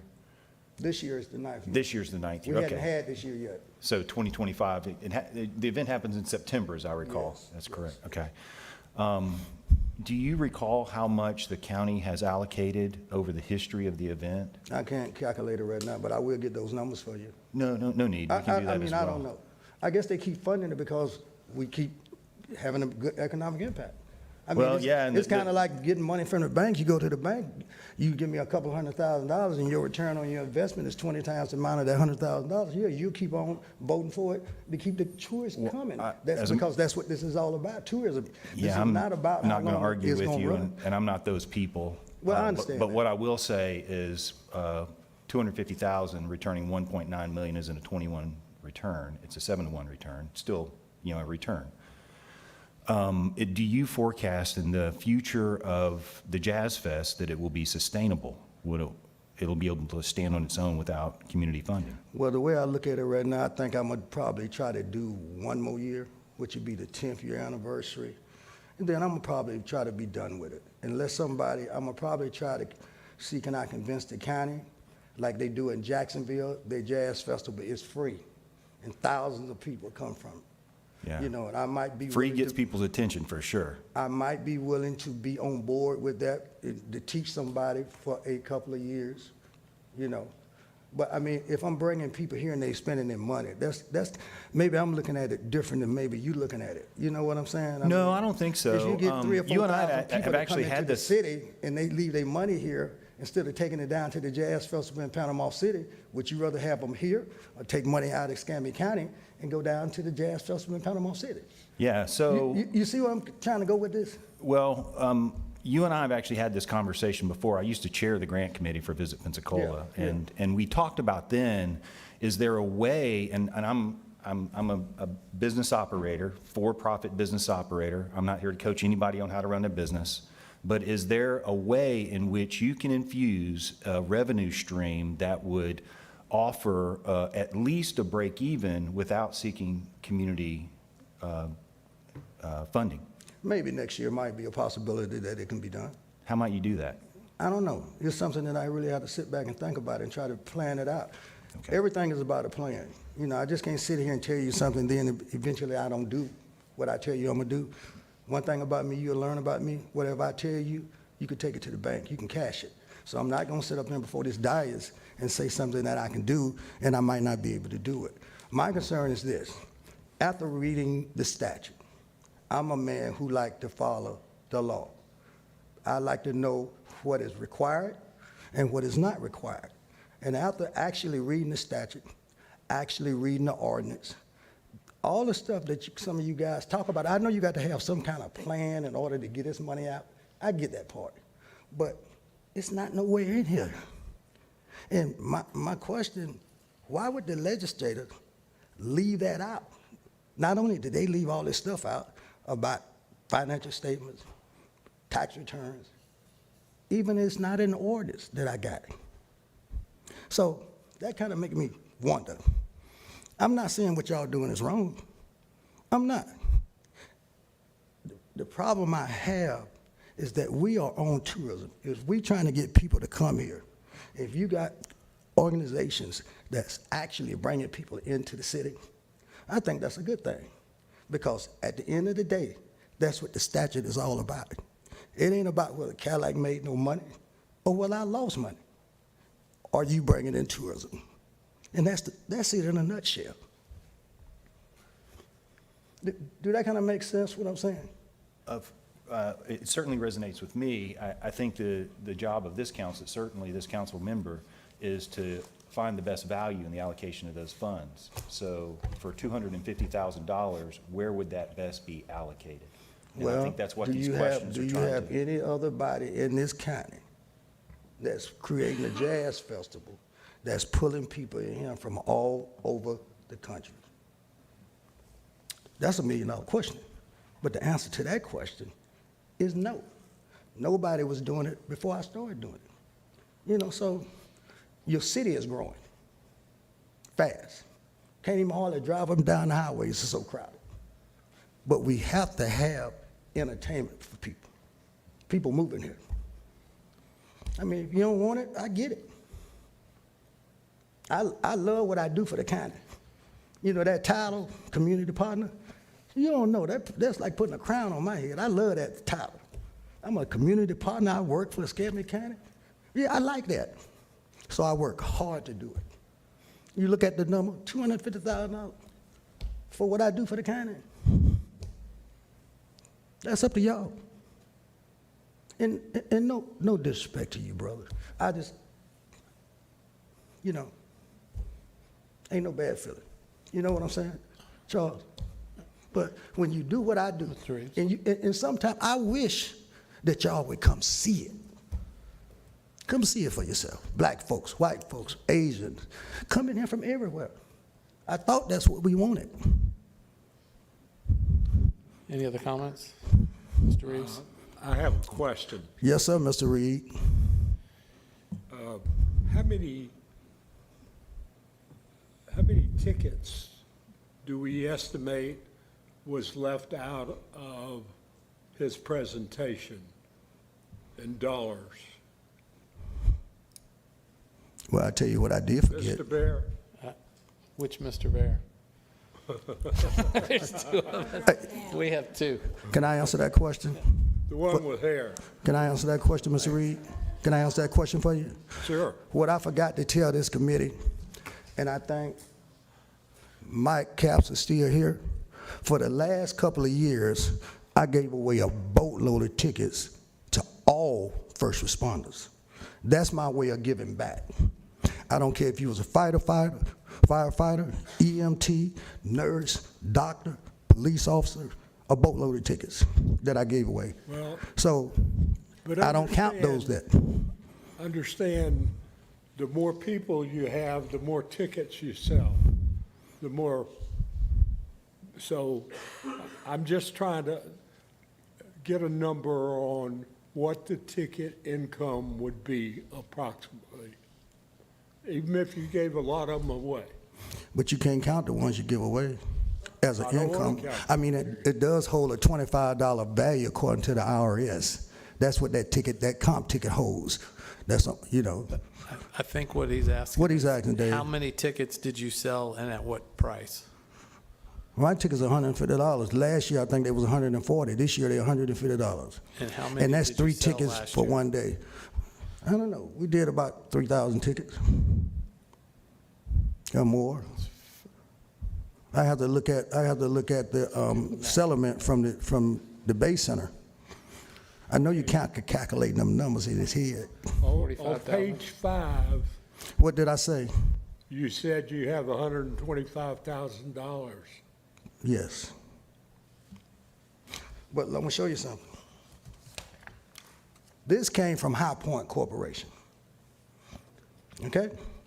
And I wanted to know, because I didn't know, how much money do I spend on hotels for artists? Now, keep in mind, this money is not coming out of the TTC funds, period.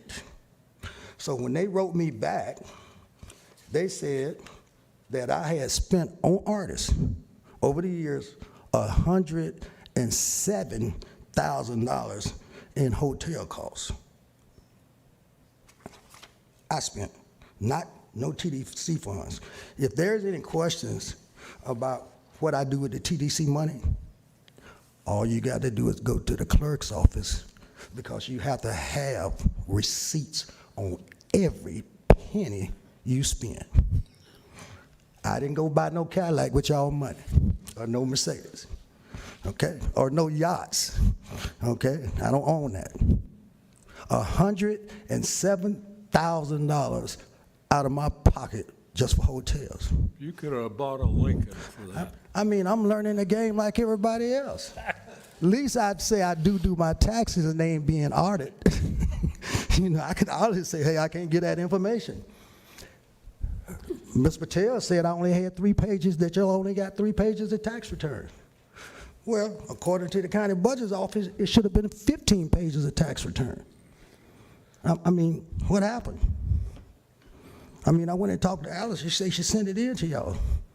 That was the last meeting you had when you was talking about only 1 page of tax return. That was untrue. That was not true. The other issue that I had, which you said that application wasn't signed, that was also not true. That's not required on these applications. There's nothing on these applications show where you need a signature. Okay, Dave, I'm through. I'm through. I'm through. Any other questions or comments? I mean, I'm done. I already know what it's going to be. I'm done. Listen, Cadillac, I want to thank you for the work you've done with this festival. I know that you Well, bring you're the only people person here. told me that. Well, I think I'm not the only one that feels that way. You tells me that. Luma may tell me that. Some of the other county commissioners tell me. I'm trying to say nice things, but you keep interrupting me. Yeah, because y'all keep me going on this road. Once I get started, I mean, it's just like motor mouth. Come on, man, just tell me what you're going to tell me. You know I'm waiting on Mr. Reed over there, right? Listen, Cadillac. Okay. Hey, I got 1 vote all night long. All right, we have a request in front of us for $250,000. At this time, I'll entertain a motion. Is there such a motion? No.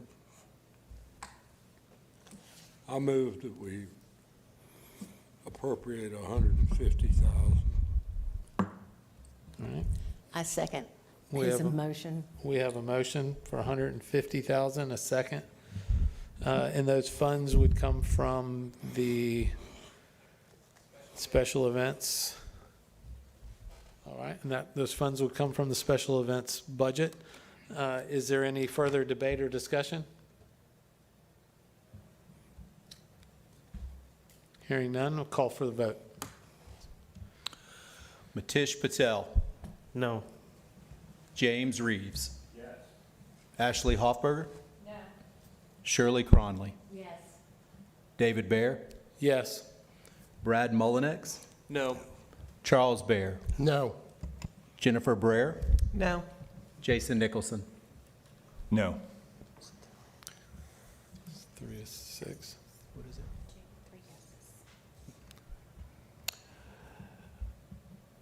3 to 6. Motion failed. Motion fails. Motion failed? Yes, sir. Thank you. Thank you.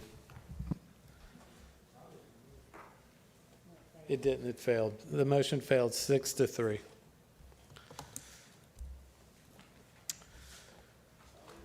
All right, well, that gets to the end of our requests. Is there any other business before the board? If not, we'll move to closing remarks. We'll start, Tish, any closing remarks? I just want to say, I know some of the folks are still in the room.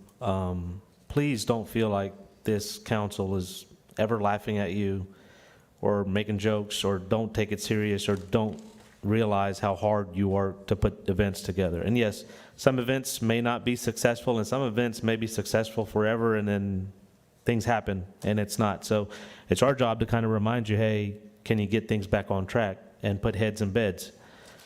And I know some things weren't filled out or left, not done, and if they're not, we're gonna have questions.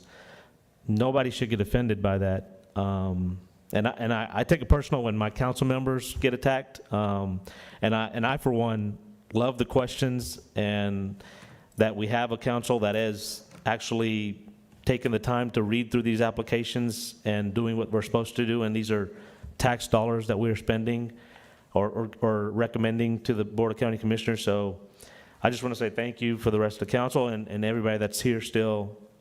Please don't feel that we're not trying to have events.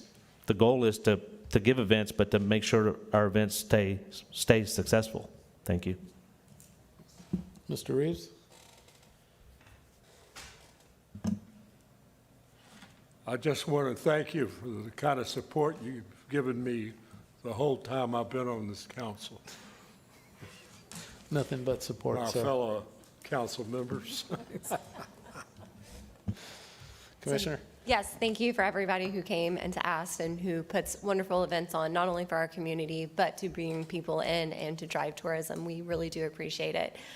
We are working really hard to make sure that this process is a little more automated and organized next year. So I hope to have updates on that shortly. Thank you. Ms. Conley? Yes, I want to concur with what the other members have said. One thing that we try to do is look at your event as an investment, because if we invest in you, then it's going to repay bed tax dollars to us. So if you'll consider that as we're trying to go along, it's not that we don't want any event, because we want them all. We just can't afford to get them all. But thank you all for being here. Appreciate it. Thank you. Mr. Mullinex? Yes, just want to echo that as well. As we're looking for a return on investment, sometimes it's hard for me to process when the data is confusing, or the high hopes and I thinks and things of that nature. And, you know, that it does make it challenging, but we do want to obviously keep the best events here, and we'll try to do that. Councilman Bear? Thank you, Mr. Chairman. I want to thank the staff first, because they're kind of on our front lines here. And, you know, I work with city staff, I work now with county staff, and, you know, I've read some of the responses that were given, asking for questions. And, you know, Allison Pardon, who works for you all, she's my front line when I'm doing things with my nonprofit. And so she's the one I ask questions to. She's the one who tells me when I'm missing a document. And I can attest the fact that doing these documents, it's a lot of paperwork. I mean, it is so much paperwork, and documenting what you get reimbursed for is quite a bit as well. And I've had things bounce back, so like, you didn't have a receipt for this, didn't have a receipt for that. And I'm like, well, I sent you that last month too. Like, well, they're all separate. So I understand, you know, and then it has to go to the clerk's office. So there's multiple checks. And the thing that gives me, I guess, some comfort there is that we do have good checks and balances in our county.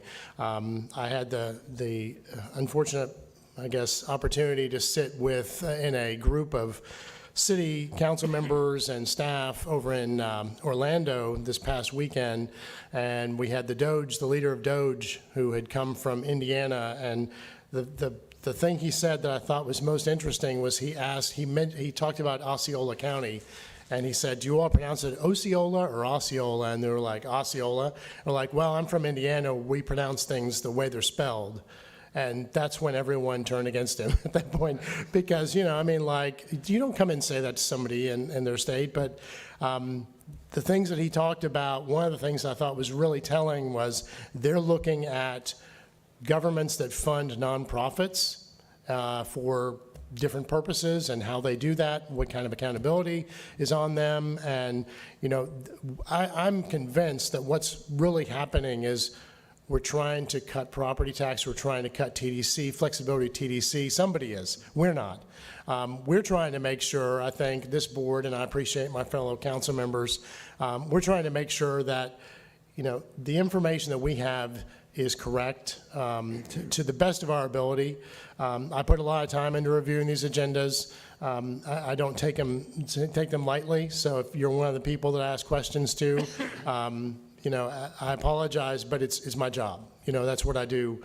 And, you know, I can't gloss over some things, and I want to make sure we make the right choices. Ultimately, we just recommend to the county commission. They can do what they want.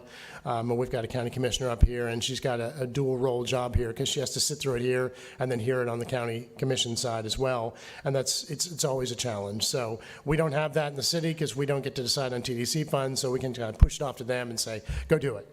But I do appreciate everyone who submits, tries to go through this process, because as someone goes through this process well know, our organization gets funded through solid waste, so we don't have a lot of competition there.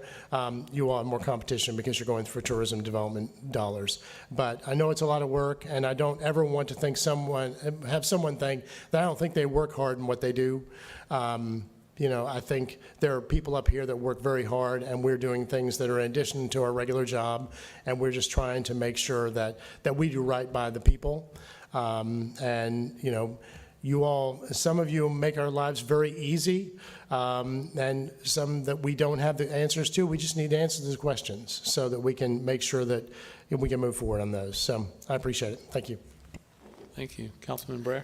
So thank you, and I want to thank everybody. I agree, staff, the people that come, the people that things. Mr. Patel, I will forever be sad that Springfest went away. Okay, one of my favorite festivals, so I agree with you that things come and we want them to stay relevant and funded and all that kind of stuff. But to that, I think that it's important to understand that one of our jobs up here is, even if it is not fully in the state ordinances or statutes, is that we're trying to devise a way to be equitable. So whatever it is we say is equal for people that apply, so that everybody knows what to do, and that we're not, so it doesn't look like a good old boy system where we make someone follow a very intense application process, and then we turn and say, well, someone else does not need to. And so the only way we can do that is by our, I'm one of those crazy mothers that when I'd make the lunch boxes in the morning, I'd count grapes because I was so scared they would compare me and say I liked one kid more than the other. So, and I know that sounds goofy, but it is absolutely true. So in this respect, I think that's the same thing we're doing in here, is trying to make sure that whatever standards we've made, we're going to hold them similar for everyone who has applied. So, but I do appreciate everything Pensacola has to offer, and I am one of those people that attends every one of the festivals. So, but I'm sorry that this was so uncomfortable, and I appreciate what you do.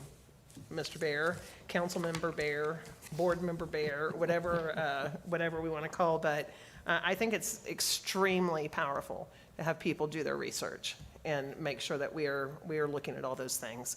So thank you all, every one of you. I appreciate it. Thank you. Mr. Nicholson?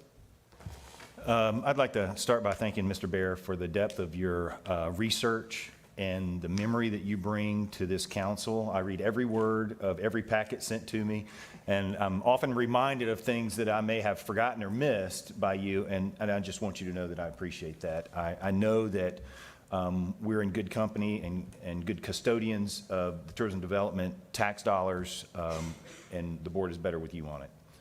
I also want to echo Mrs. Cronley's statement that we're tasked with allocating the expenditure of tourism development tax funds toward the best investment. We want to get the best return on the money, and that's often difficult to speculate on what we have today and then look to the future hoping that something even better is coming along.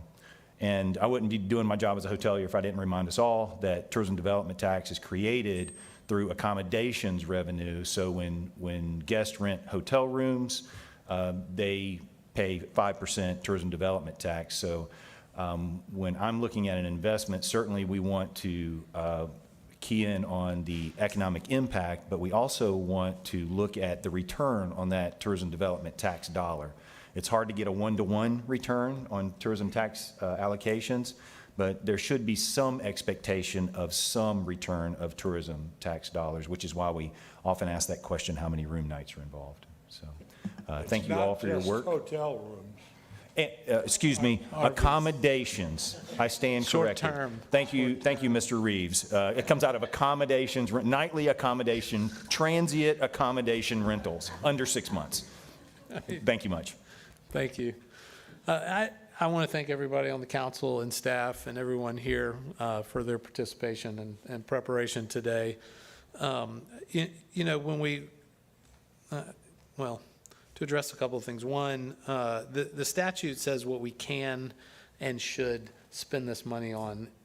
It doesn't talk about how we do that, what that process is. The county has an ordinance, but this council created policy and procedures that have been adopted. And so part of that is that it has to come through us before it can go to the county commission for any request, right? That didn't happen in the past.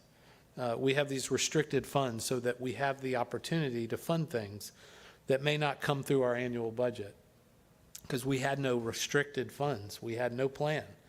And so this is part of this process that we've put together over the last however many years. And that's a lot of hard work by these council members and staff to do that. So thank you, and the grant recipients for participating in that. I think, to me, what it means to invest in tourism is continuing to invest in things that are working, but also looking for opportunities to diversify what we do. Because, as everybody will remember, when oil hit our beach, our tourism dried up. And we were spending an exorbitant amount of a high percent of our tourist development tax on marketing to the beach tourists.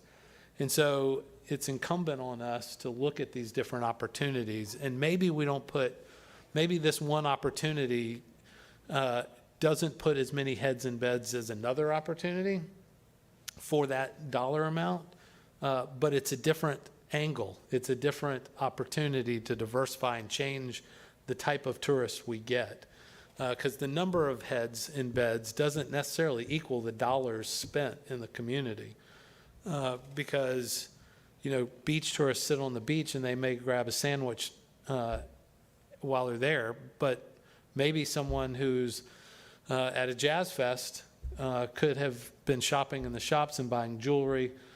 Maybe someone who's here for a sailing event bought a car. I mean, we don't know, and took that back with them. Different experiences with different types of audiences. And I think what we try to do, and I think we should do, is to continue to look for different audiences so that we're no longer dependent. We no longer have all of our eggs in one basket. We have a bunch of baskets. But we can't be all things for all people either. One of the other, maybe Commissioner said,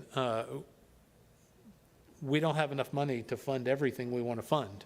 So we have to look for, that was Shirley, because what is the highest return, right? So we have to take all of these things into consideration. And so that's why we have these conversations, these debates at our meetings, and I appreciate everybody's input and everybody's comments. It makes this worthwhile, and we get a good investment, good impact. So thank you, and I'm getting you out 2 hours, Mr. Reeves, 2 hours. You were 3 minutes late, we're leaving 3 minutes late. You were late to the meeting, so we're leaving on your clock. So no other comments, meeting adjourned.